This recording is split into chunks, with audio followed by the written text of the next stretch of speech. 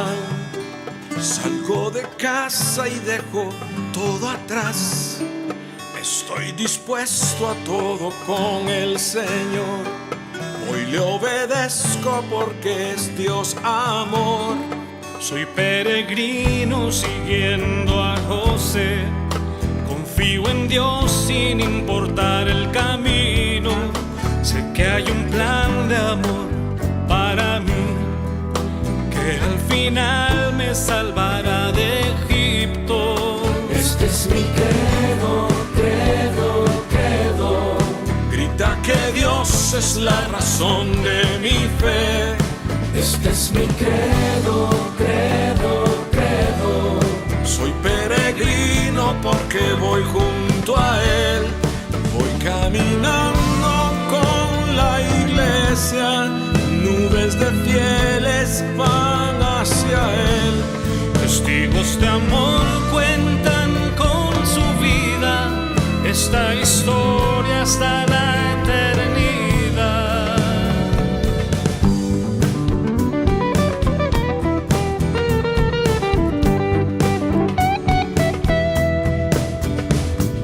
Credo, credo, credo. Credo, credo, credo.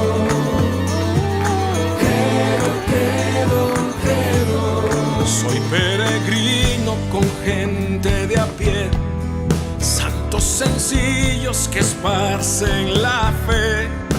En Dios el Padre, en Jesús y el Espíritu, pueblo de Dios, iglesia peregrina.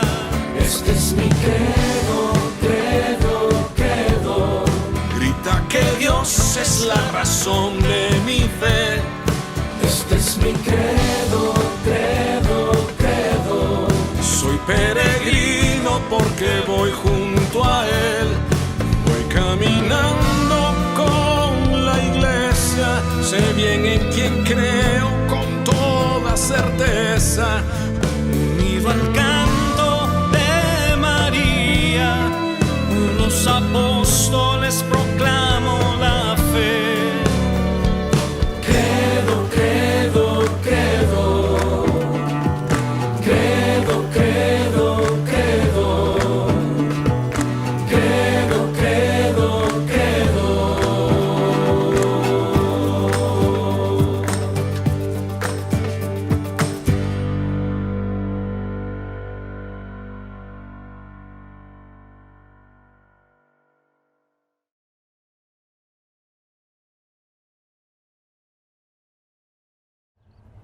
Mis queridos peregrinos, muy buenos días. Seguimos avanzando en nuestra peregrinación en la fe y hoy hemos querido venir a un lugar muy especial y me atrevería a pensar y a decir muy desconocido para los peregrinos, para la gente que viene a Israel, para incluso los que ya hayan estado por aquí. Vamos a hacer hoy nuestra catequesis sobre la iglesia una. Vamos a hacerla en una ciudad antiquísima que se llama Hipos. Pueden ver aquí detrás de mí toda esa colina, el tope de esa montaña que se parece mucho a Masada. Se parece un poquito geográficamente a Masada, excepto que Masada está en el desierto y Hipos está en Galilea, en una Galilea preciosa y fértil. Les voy a mostrar aquí en mi supermapa tecnológico en donde estamos. Miren, este es el mar de Galilea. Ayer estuvimos por aquí en el Golán, en el camino de Damasco. Aquí está Magdala del lado izquierdo del mar de Galilea. Del lado derecho, esta colina que se ve aquí es Hipos. Aquí en este mapa lo presenta como Antioquía Hipos. Quiero decirles que Hipos era una de las 10 ciudades de la Decápolis. Decápolis era una especie de república de 10 ciudades de la antigüedad. Estamos hablando desde tiempos de Alejandro Magno, tercer siglo antes de Cristo, y más recientemente hasta el año y el momento en que desaparece Hipos por un gran terremoto. La historia antigua de la Tierra Santa, en algunos casos se puede medir un poco de terremoto a terremoto, porque son las grandes destrucciones que se pueden encontrar ahora en la arqueología. El caso de Hipos es muy emblemático y les voy a explicar por qué. En primer lugar, por un año que es muy fácil de recordar. En el año 749 de la era cristiana. Y hubo un gran terremoto, grandísimo, que devastó toda la zona. Hay otra ciudad muy importante arqueológicamente que se llama Bet Shean, una ciudad que aparece en el año 1000 antes de Cristo con las historias de Saúl y de David. Y lo que ocurrió es lo siguiente: Bet Shean está aquí, un poco más al sur, a unos 30 kilómetros o 40 kilómetros de aquí, y aquí está Hipos. Y las columnas de los edificios cayeron en este sentido. Las de Bet Shean cayeron hacia el norte, las de Hipos cayeron hacia el sur, sureste. Lo que significa en términos de terremotos, de sismología, que el epicentro estaba entre las dos ciudades. He querido venir aquí porque esta ciudad seguramente existía en tiempos de Cristo, fue fundada hacia el año segundo, tercero antes de Cristo. Repito, era parte de la Decápolis. Probablemente Cristo la visitó, no hay ninguna evidencia de eso en el Evangelio, y yo quiero creer la razón. La razón es que eran ciudades paganas. Jesús dice: yo he sido mandado a los hijos de la casa de Israel, y normalmente no fue en las ciudades paganas. Es verdad que vino de este lado del mar de Galilea a Gerasa, donde expulsó los demonios del endemoniado que entraron en los cerdos y se precipitaron en el mar y se ahogaron. Y el hecho de que haya cerdos ya nos está expresando que son ciudades paganas. Los judíos no tenían cerdos y no los tienen tampoco ahora. Entonces, ¿qué significa Hipos? Hipos es griego, significa caballo. Tiene otro nombre, y así se conoce ahora más bien aquí en Israel, este lugar, Susita, que significaría también en hebreo, arameo, potranca o caballo potro, caballo joven. Pues extrañamente, por lo menos para mí, la he visitado muchas veces, son unas ruinas fantásticas. Ahora mismo están trabajando y por eso vamos a ver un poco de gente, hay arqueólogos y periodistas trabajando, están haciendo mucha promoción de este lugar. Extrañamente, en este lugar se encontraron ruinas hasta ahora de 9 iglesias bizantinas. 9 iglesias bizantinas, algunas las vamos a visitar brevemente. La ciudad, como se destruyó con el terremoto, quedó prácticamente intacta, y desde el año 2000 aproximadamente la han ido excavando y la han ido descubriendo. ¿Por qué hay 7 iglesias bizantinas? ¿Por qué hay 7 templos bizantinos? Con mosaicos, algunos preciosos, algunos muy bien conservados, entre comillas, como ruinas, otros completamente destruidos. Y sabemos que fue sede de una diócesis. Aquí había un obispo, no recuerdo el nombre, pero aquí llegó a haber incluso obispos, sucesores de los apóstoles. Yo quiero meditar con ustedes aquí en las ruinas de Susita o Hipos, sobre la iglesia una y sobre todo el concepto de nuestra Santa Madre Iglesia. Vamos para allá, síganme y no se me pierdan.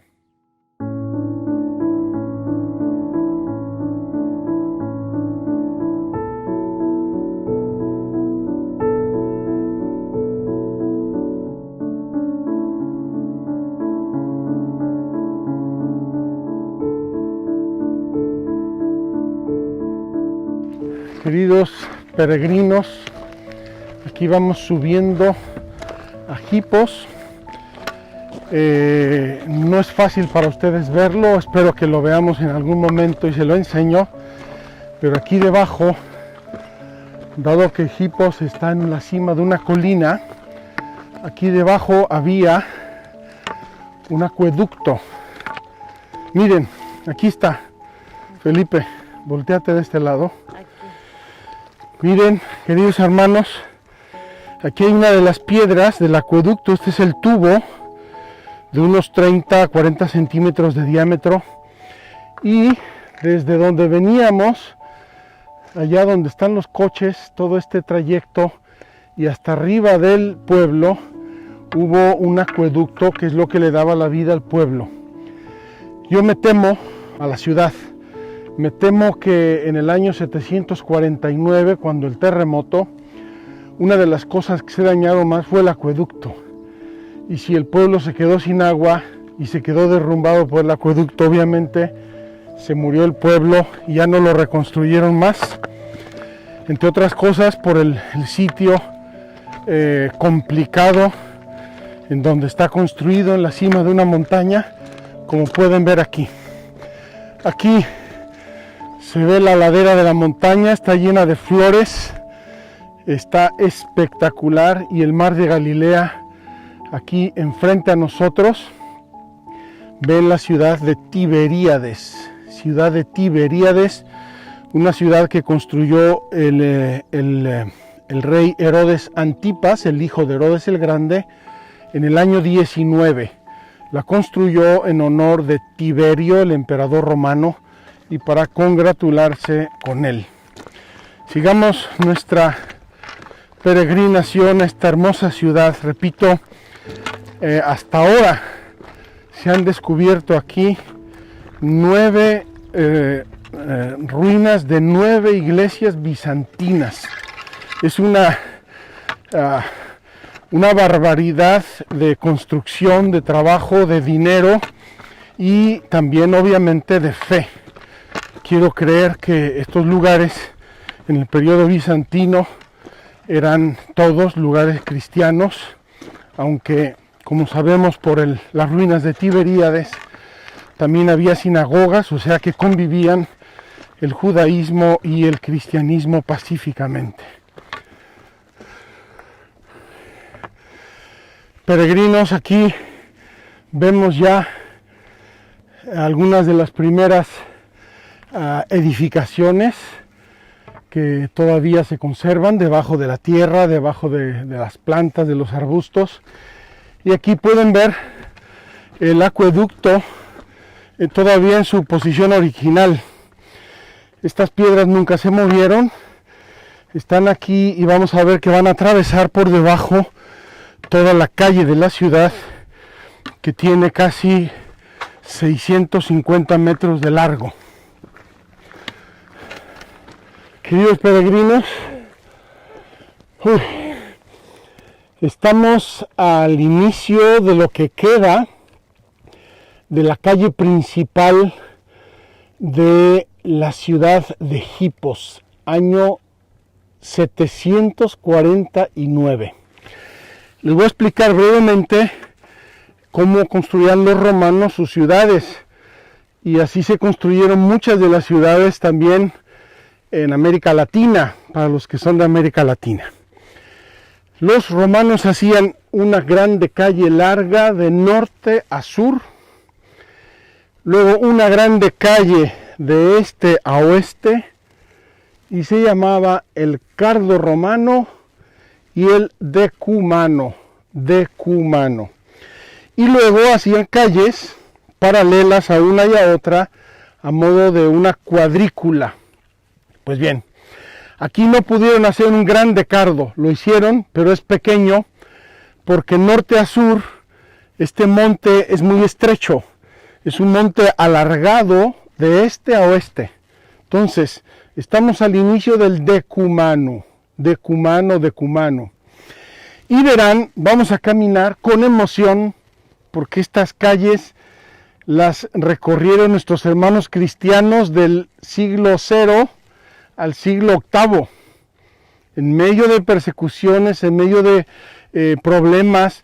Los concilios de que he hablado, bueno, pues esos concilios ocurrieron mientras esta ciudad estaba en pleno esplendor cristiano. Nicea, Constantinopla, Calcedonia, Éfeso, los grandes concilios de la antigüedad. Y vamos a ir caminando, vamos a pedirle a Felipe que vaya tomando un poco de un lado y de otro, y vamos a llegar a un punto en que se ve el mar de Galilea enfrente, que es una maravilla. Me encanta esta ciudad y sobre todo me hace pensar en la antigüedad del mundo, en la antigüedad del cristianismo, y que sigue siendo la mismísima iglesia. La iglesia fundada por Cristo es la iglesia de los hermanos cristianos católicos que vivieron aquí en estos lugares. Voy a enseñarles solo por curiosidad algunas marcas que tienen las piedras. Miren, espero que las vean. Aquí se ve como una C. Cada piedra, o casi todas las piedras, tienen una marca. Aquí tienen esta, aquí tienen esta. Estas marcas señalan quién es el que hizo la piedra, quién la esculpió, para que luego se la paguen. Algunas tienen un círculo, otras tienen una estrellita. Cada piedra tiene su propia marca. Miren, queridos hermanos, la vista que tenemos aquí delante, el decumano que va de este a oeste y que tiene enfrente el mar de Galilea. Precioso, preciosa vista de este lugar maravilloso. Y vamos ahora a caminar por aquí. Espero que ustedes de algún modo se sientan aquí presentes, caminando por estas ruinas. Mis queridos peregrinos, aquí llegamos ya a las ruinas de probablemente la catedral de Hipos, y también de una iglesia anexa a la catedral de Hipos, y que vean cómo quedaron las columnas preciosas, entre otras cosas, de de procedencias muy diversas. No he visto yo un estudio de los mármoles de Hipos, pero sí les puedo decir que en Cesarea Marítima, que es una ciudad del mismo tiempo de Hipos, se han hecho estudios y tienen piedras, granitos y mármoles prácticamente de todo el Mediterráneo. Grecia, Turquía, Egipto, Italia, norte de África, etc. Y aquí lo podemos constatar, esa riqueza de los mármoles y de la construcción, así como de los estilos.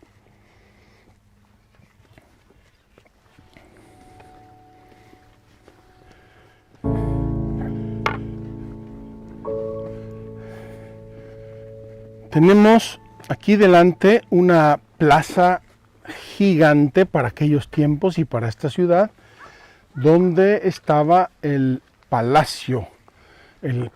Aquí se administraba la justicia, se administraba el gobierno de la ciudad. Debajo de este grande empedrado que ven delante hay una cisterna gigante que contenía el agua para la ciudad. Y esos muros que ven allá enfrente, grandes, es lo que queda de uno de los dos anfiteatros que miraban, imagínense nada más, miraban al mar de Galilea. Tenían una vista panorámica impresionante. Y vamos ahora a entrar. Se considera que este lugar que estamos ahora iniciando es el cardo, como les dije, un poco desproporcionado. Normalmente el cardo norte-sur era la calle principal de una ciudad trazada en tiempos de los romanos. Aquí, por la orografía del monte, no. Pero vean la magnitud y la belleza de este lugar, que del cual tenemos todavía una serie de ruinas muy impresionantes. Si consideramos las dimensiones de estas bases, de estas columnas, probablemente las columnas originales eran de 10 o 12 metros. Imagínense este grande palacio central de la ciudad, y aquí pueden ver con mi presencia las dimensiones de las bases de las columnas y cómo debieron ser en la antigüedad. También el ancho de la columna es verdaderamente imponente. Queridos hermanos, estamos en una de las pequeñas calles paralelas al Cardo. Vean las dimensiones de las construcciones, y aquí tenemos ya una de las 9 iglesias encontradas hasta ahora. Todavía queda mucho que excavar. Pueden hacerse una idea. Una iglesia de 3 naves, está el ábside en el fondo, quedan todavía mosaicos en el suelo, están cubiertos para preservarlos, y quedan las bases de las columnas. Esta iglesia no debió ser grandísima como otras, pero nos hace la idea de la belleza de esta ciudad y de la importancia que tuvo en la antigüedad. Queridos hermanos, llegamos ya a la iglesia donde vamos a hacer nuestra catequesis y celebrar la Santa Eucaristía. Quiero que vean esta zona donde estamos. Hace un grande cuadrado. Aquí se ven las columnas hasta la esquina, luego da vuelta hasta allá y faltan algunas columnas, y luego ahí por allá. Esto era el atrio de la iglesia, un atrio cuadrado con columnas alrededor. Tenía un pórtico seguramente para guarecerse del calor o de la lluvia o del frío, y ya luego aquí está la entrada de la iglesia. Una iglesia preciosa. Voy a pedirle a Felipe que dé una vueltecita rápida después de ver esto. Miren la silla, la sede probablemente del sacerdote o del obispo.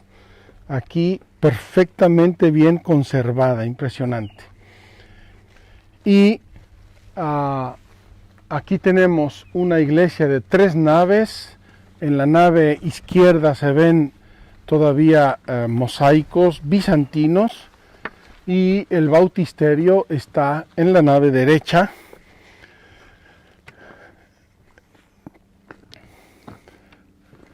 Esos mosaicos están cubiertos a propósito para tratar de preservarlos.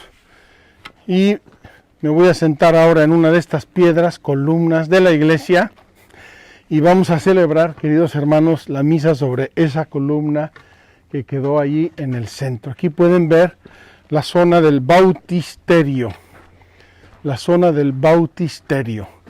Aquí se realizaban los bautizos de la antigüedad. Qué hermoso, queridos hermanos, que hace 1500, 600, 700 años tenían exactamente el mismo bautizo que tenemos nosotros, y tenían la misma fe, y tenían los mismos sacramentos, y tenían la misma estructura de la iglesia que tenemos el día de hoy.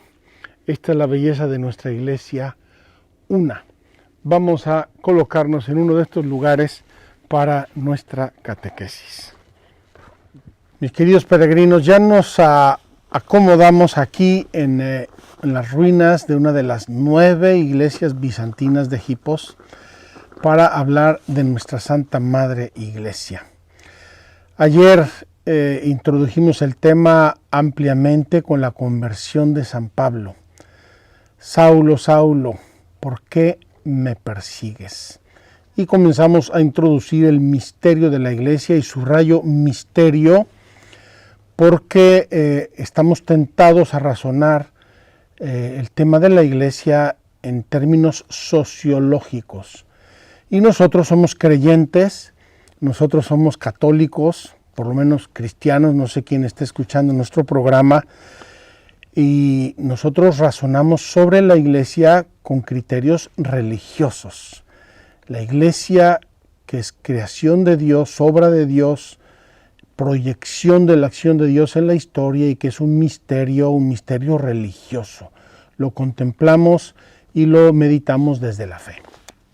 Ayer nos quedamos con 3 hermosos temas por delante y los voy a ver un poco velozmente porque, queridos hermanos, se nos acaba la peregrinación, ya me está entrando el vértigo de tantas cosas que quisiéramos decir y se nos va el tiempo. La iglesia, pueblo de Dios, cuerpo de Cristo y templo del Espíritu Santo. Pueblo de Dios, cuerpo de Cristo y templo del Espíritu Santo. En todo tiempo y lugar, nos dice el Catecismo, estoy citando el número 781, en todo tiempo y lugar ha sido grato a Dios el que le teme y practica la justicia. En todo tiempo y lugar. Toda persona que teme a Dios y hace la justicia le es grato. Sin embargo, quiso santificar y salvar a los hombres, no individualmente y aislados, sin conexión entre sí, sino hacer de ellos un pueblo, para que le conociera de verdad y le sirviera con una vida santa. Eligió pues a Israel para pueblo suyo, hizo una alianza con él y lo fue educando poco a poco. Le fue revelando su persona y su plan a lo largo de su historia y lo fue santificando. Todo esto, sin embargo, sucedió como preparación y figura de su alianza nueva y perfecta que iba a realizar en Cristo, es decir, el Nuevo Testamento en su sangre, convocando a las gentes de entre los judíos y los gentiles para que se unieran no según la carne, sino según el Espíritu. ¿Cuáles son las características de este pueblo de Dios? En primer lugar, es de Dios. Es Dios el que creó el mundo, es Dios el que creó a los hombres, es Dios el que nos convoca a su pueblo.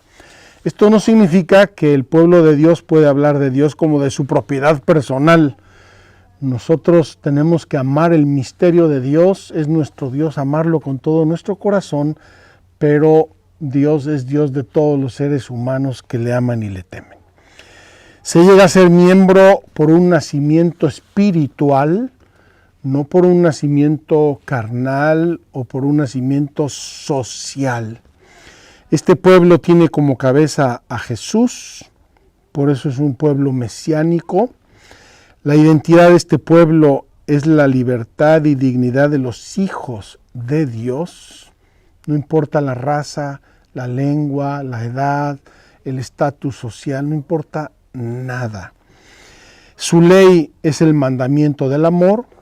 Nosotros creemos que Cristo nos dejó el grande mandamiento del amor. Su misión es ser sal de la tierra y luz del mundo. Y finalmente su destino es el reino de los cielos. Queridos hermanos, estos brevísimos rasgos del pueblo de Dios ya nos identifica como un pueblo muy especial. No estamos hablando, repito, en términos ni raciales, ni nacionales, ni nada. La iglesia de Dios es un pueblo del todo especial. En la lectura que hicimos ayer de Dionieto, vimos que está en todas partes, y en todas partes está como peregrino, está realizando una misión muy, muy particular. Este pueblo tiene 3 características que recibe de Cristo mismo, es decir, es un pueblo profético, es un pueblo que quiere ver las cosas con los ojos de Dios, es un pueblo sacerdotal, es un pueblo que alaba y adora a Dios, eso significa sacerdotal, adora a Dios, ama a Dios, alaba a Dios, y es un pueblo real, es decir, ayuda en la tierra y en la historia a congregar a los pueblos en un pueblo único donde Cristo, donde Dios sea el Rey. Eso dijo Jesús: cuando yo sea elevado, atraeré a todos hacia mí. Ese trono muy peculiar de Cristo, que es su cruz. Cuando yo sea elevado, atraeré a todos hacia mí. En cuanto al cuerpo de Cristo, Jesús dice en la parábola de la vid, o en la alegoría de la vid, dice Jesús: yo soy la vid y vosotros los sarmientos. Es una planta, es un cuerpo, es una realidad única. Y dijo Jesús: no os dejaré huérfanos, os enviaré el Espíritu Santo, y nos envió el Espíritu Santo, como vemos en Pentecostés. De este modo, Cristo constituye místicamente un cuerpo único. El cuerpo de la iglesia está reunido en torno a Cristo. Queridos hermanos, aquí quiero hacer una observación de tipo pastoral. Muchas veces la gente se apega a su iglesia, a su templo, o se apega a su sacerdote, y es lógico que suceda eso porque nos enamoramos, queremos, nos adherimos a lo que palpamos, pero nuestra adhesión verdadera es a Cristo, y solamente a Cristo. Nosotros somos el cuerpo de Cristo, no el cuerpo del padrecito fulano o del obispo fulano. Sí, del obispo y del padrecito, en la medida en que nos representan y nos llevan a Jesucristo. Es un cuerpo único porque participamos de un solo bautismo. Queridos hermanos, estemos donde estemos, desde el día 1, día de Pentecostés, en que Pedro bautizó a 3,000, hasta el día de hoy y por los siguientes 5,000, 10,000, 25,000 años, no sabemos cuánto va a durar la historia del mundo y de la iglesia, el bautismo es siempre y solo el único. Participamos de un bautismo, somos inmersos. Aquí hay unos bautisterios donde todavía bautizaban por inmersión. Somos inmersos en el agua del bautismo y en la gracia de Cristo, y de ahí salimos criaturas nuevas. La Eucaristía nos edifica como un cuerpo único. Somos todos miembros de un único pan, que es Cristo. Esto no significa que todos los miembros de Cristo seamos idénticos. En la iglesia hay diversas cualidades de miembros. Unos son pastores, otros son fieles, unos son almas consagradas, otros son simples laicos, otros son sacerdotes, otros son diáconos. Hay diversidad de ministerios y diversidad de modos de pertenecer a esta iglesia. En efecto, dice Pablo a los Gálatas: todos los bautizados en Cristo os habéis revestido de Cristo. Y dice: ya no hay judío ni griego, ni esclavo ni libre, ni hombre ni mujer, ya que todos vosotros sois uno en Cristo. Esto del judío y el griego a nosotros ya nos suena muy raro y muy antiguo, pero imagínense cuando existía Hipos, Decápolis, 10 ciudades griegas, y había judíos y luego hubo cristianos, y todos se unieron, se mezclaron, entre comillas, formando un solo cuerpo, el cuerpo de Cristo, que es la iglesia. Finalmente, Cristo es la cabeza de este cuerpo, ya lo hemos dicho, Cristo es la cabeza, nosotros somos su cuerpo. Él nos une a todos en su Pascua, cuando Dios ha elevado a traer a todos hacia mí. Él provee nuestro crecimiento, y Cristo y la iglesia son por tanto el Cristo total, el Cristo total. El misterio de Cristo no es solamente la persona histórica del Hijo de Dios hecho carne, Jesús de Nazaret, sino Cristo resucitado y nosotros que formamos parte de Él. Somos en Él, existimos en Él, nos movemos en Él. Y esto, queridos hermanos, debería ser para nosotros una llamada muy profunda a nuestro corazón, muy seria. Si yo soy de Cristo, si yo soy Cristo, porque yo, miembro de la Iglesia Católica, soy Cristo, este Cristo total. ¿Cómo tengo que ser? Y ahí el esfuerzo sincero por vivir según los mandamientos. Lo vimos a propósito del Espíritu Santo: el que ama guardará mis mandamientos, y mi Padre le amará, y vendremos a Él y pondremos nuestra morada en Él.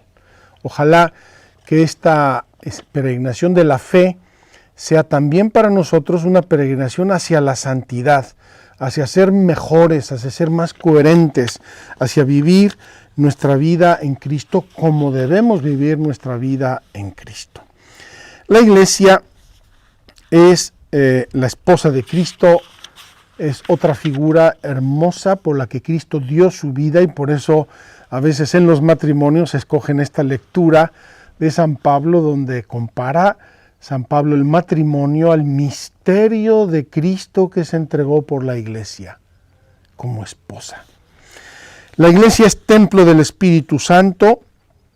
Lo que nuestro espíritu, es decir, nuestra alma, es para nuestros miembros, eso mismo es el Espíritu Santo para los miembros de Cristo, para el cuerpo de Cristo que es la Iglesia.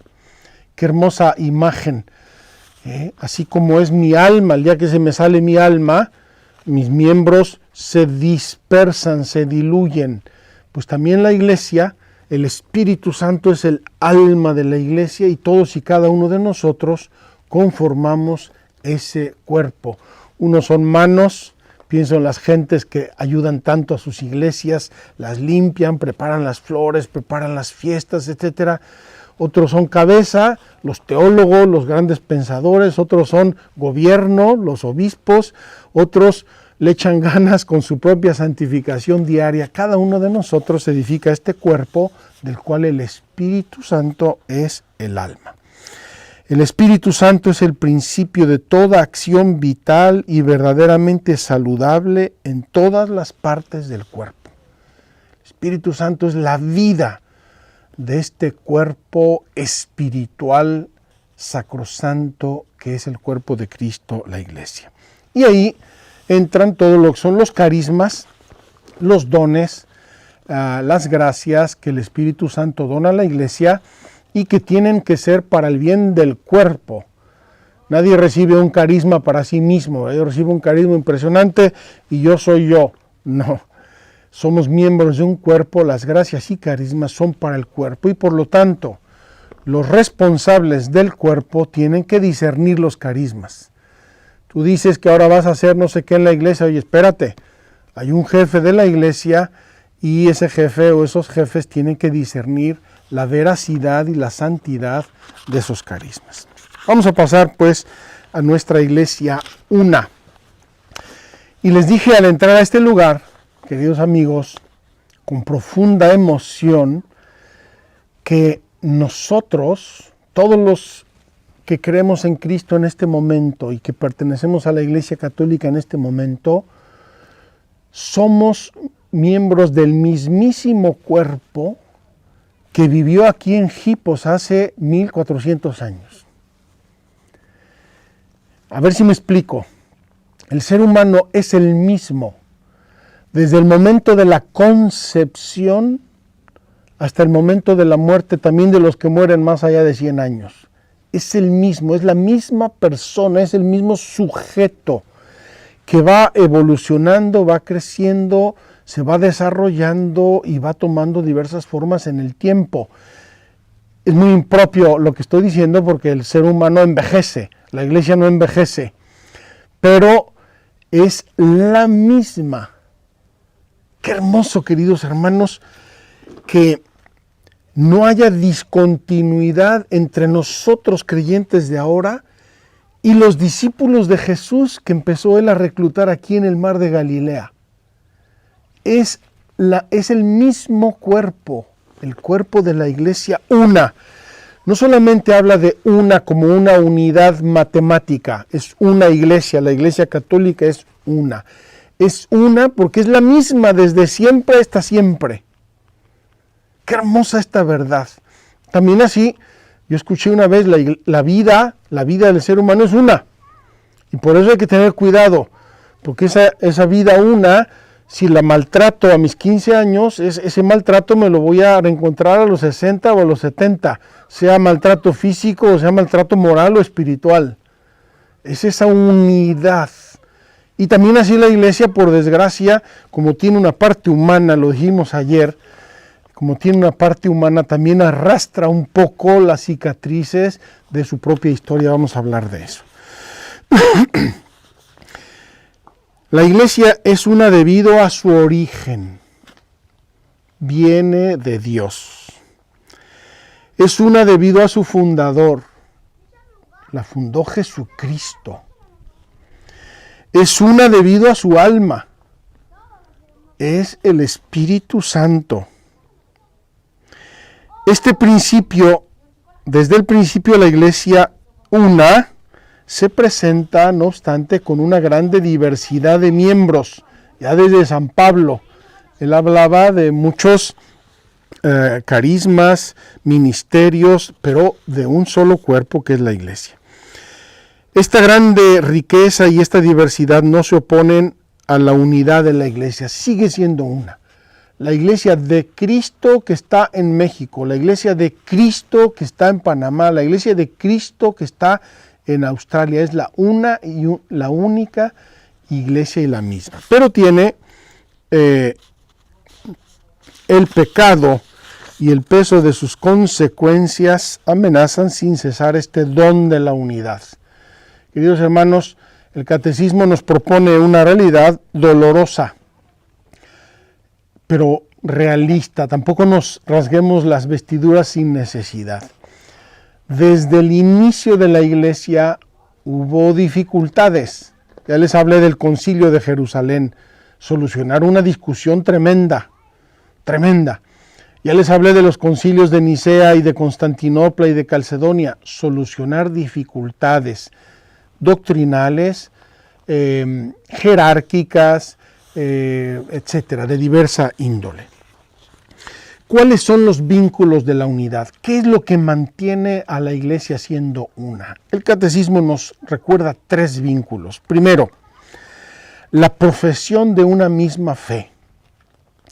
Y es muy hermoso y muy significativo que incluso ahora que estamos divididos los de la Iglesia Católica y los de las iglesias orientales, o la Iglesia de Oriente, rezamos el mismísimo credo.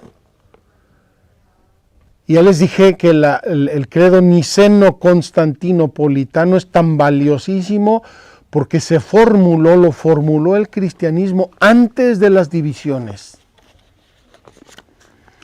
Profesamos la misma fe, creemos en las mismas verdades. Y ojalá que esta peregrinación nos ayude a todos a ser mejores artífices de la unidad de la iglesia. Segundo, celebramos el mismo culto divino. Por eso la iglesia cuida tanto el culto divino y por eso los fieles se escandalizan cuando un sacerdote inventa cosas en la misa. ¿Verdad? Un sacerdote fantasioso inventa cosas y la gente se queda con ese, estará bien o estará mal. Estaba bonito, ¿verdad? Pero no me gustó mucho. ¿Por qué? Porque como que no es la unidad, la transparencia de la iglesia única. Y tercero, la sucesión apostólica por el sacramento del orden. Queridos hermanos, aquí es el momento de hablar de una verdad importantísima de la iglesia. La iglesia es monárquica. Es decir, tiene una sola cabeza en todo el mundo y es el Papa. Y esa unidad de la cabeza garantiza la unidad del cuerpo. Por eso es tan complicado. Gracias a Dios el Papa Benedicto es un santo y se ha quedado encerradito en su convento Mater Ecclesia, no sé cómo se llama, pero en otros tiempos de la iglesia en que ha habido papas y antipapas, hasta 2 o 3, las divisiones y los pleitos entre los cristianos eran atroces. ¿Por qué? Porque nadie sabía exactamente quién era el verdadero papa y todo el mundo en su buena fe quería obedecer a Cristo y mantenerse en la iglesia. El hecho de que haya una sola cabeza es signo de la unidad en la familia de Dios, en la iglesia católica. La iglesia es monárquica. Y eso lo estableció Jesús. Pedro, Pedro, tú eres la piedra, tú, no hay otro, no hay dos, tú. Y después de ti, tus sucesores. Eso lo entendieron los apóstoles desde el día 1 con la ayuda del Espíritu Santo. Y la unidad de la iglesia es el cuerpo apostólico, que al inicio fueron 12, empezó a crecer la iglesia y fueron 25, y después fueron 100, y después fueron 500, y ahora son 5,000. Pero fíjense qué hermoso. Cada obispo consagrado en la iglesia católica es consagrado por otro obispo. Y ese fue consagrado por otro, y ese por otro, y ese por otro, y ese por otro. Por eso a mí me encanta el gesto de la imposición de manos para transmitir el orden sacerdotal y el orden episcopal. Porque es de persona a persona a persona a persona. Cada obispo de este mundo podría y debería ser capaz de hacer su propia genealogía episcopal, y yo he conocido algunas. Yo viví en el norte de Italia en una diócesis muy antigua que se llama Novara, y recuerdo en una ocasión que se nombró un nuevo obispo, leyeron la lista de los obispos de Novara desde el inicio hasta el día de hoy, sin interrupciones y sin cambios y sin nada. ¿Por qué?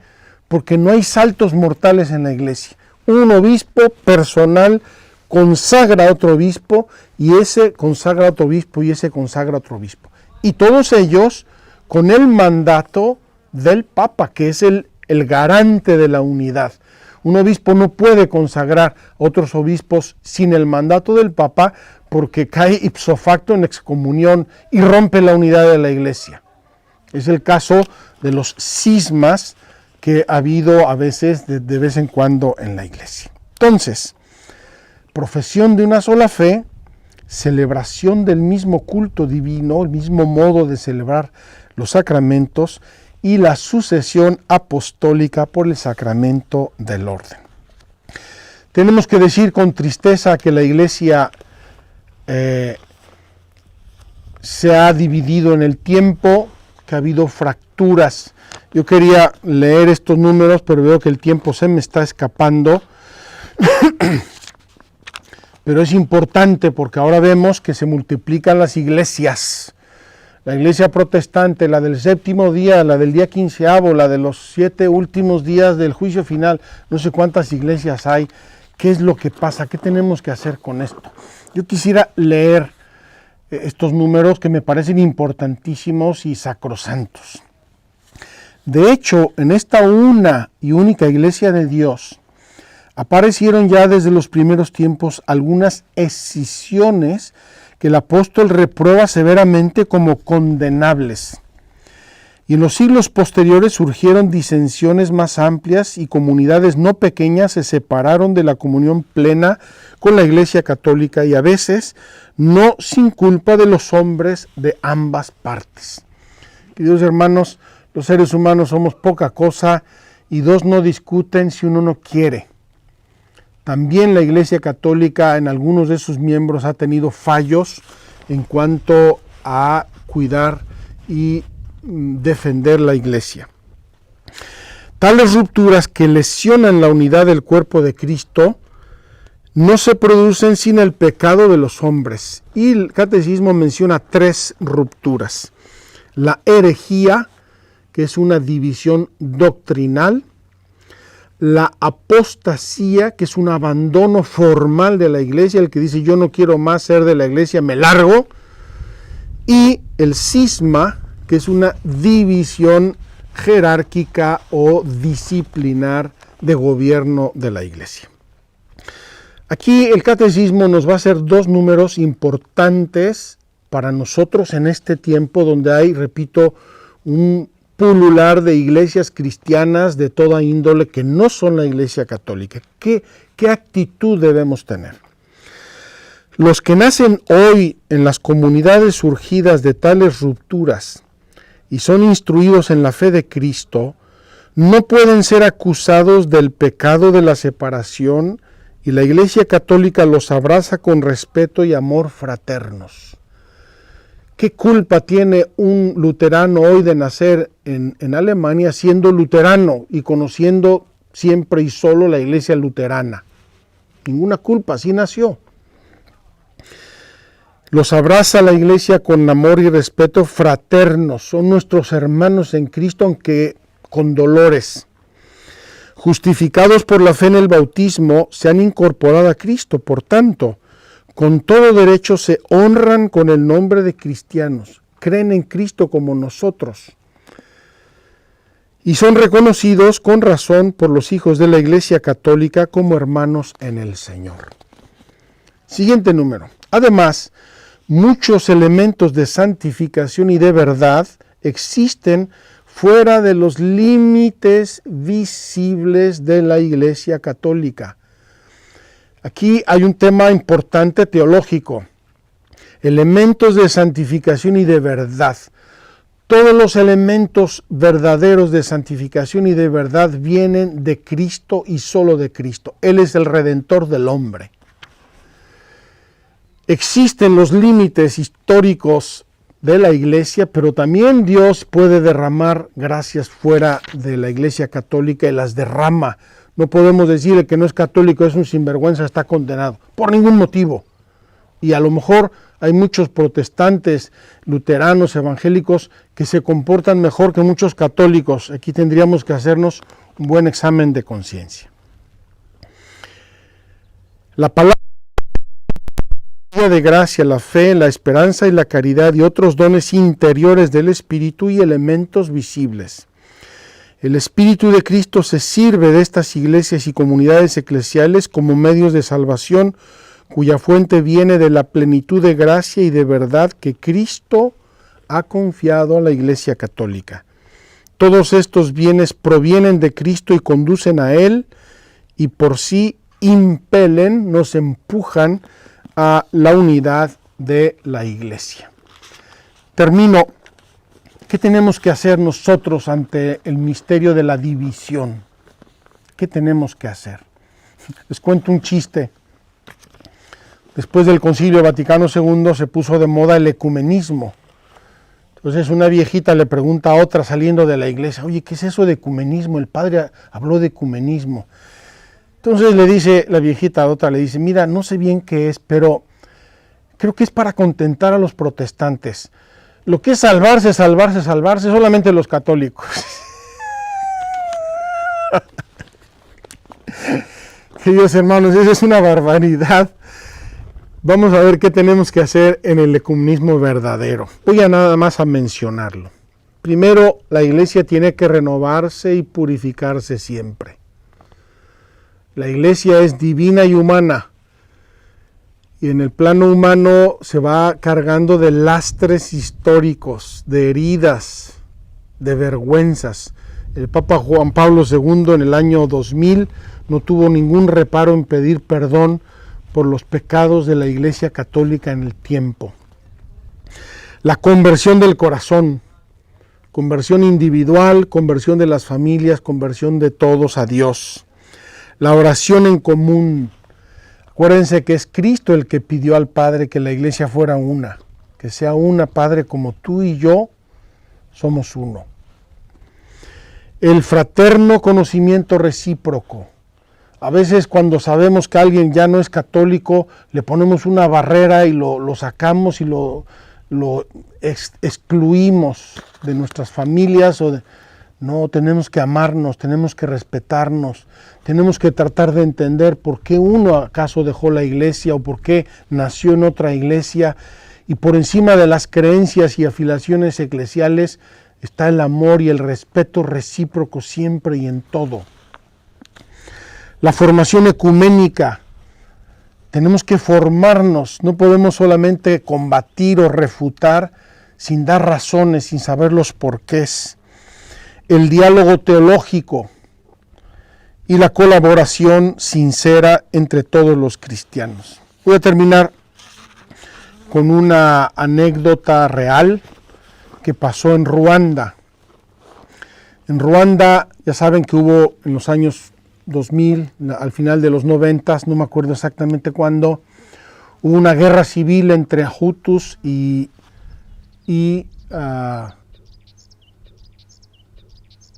Hutus y no me acuerdo ahora la otra etnia. Entre las dos etnias hubo una guerra civil terrible, terrible, terrible. Y en un seminario católico había seminaristas de las dos etnias rivales. Y cuando llegaron guerrilleros al seminario y eran de una de las dos facciones y querían matar a los de la otra facción, los seminaristas se unieron todos y dijeron: nosotros somos católicos y o nos liberan a todos o nos matan a todos. Y los mataron a todos. Queridos hermanos, qué hermoso gesto de unidad de la Iglesia que está por encima de divisiones de cualquier índole. Ojalá que nosotros, buenos católicos, fervorosos católicos, buenos cristianos, de cualquier denominación que sea, trabajemos por la unidad. La unidad nos edifica, nos preserva, nos acompaña, y la división nos destruye, nos hace mal a todos. Amemos a nuestra Santa Madre Iglesia, una, la misma, siempre, una, única, la Iglesia católica, que es la que tiene y conserva hasta el día de hoy a Pedro, el sucesor y sucesores, el colegio apostólico, la sucesión apostólica, la doctrina, los sacramentos, etcétera, de toda la vida de siempre. Cuidemos y amemos a nuestra Iglesia y defendamos a capa y espada su unidad, sobre todo con la capa y la espada del amor y de la fe.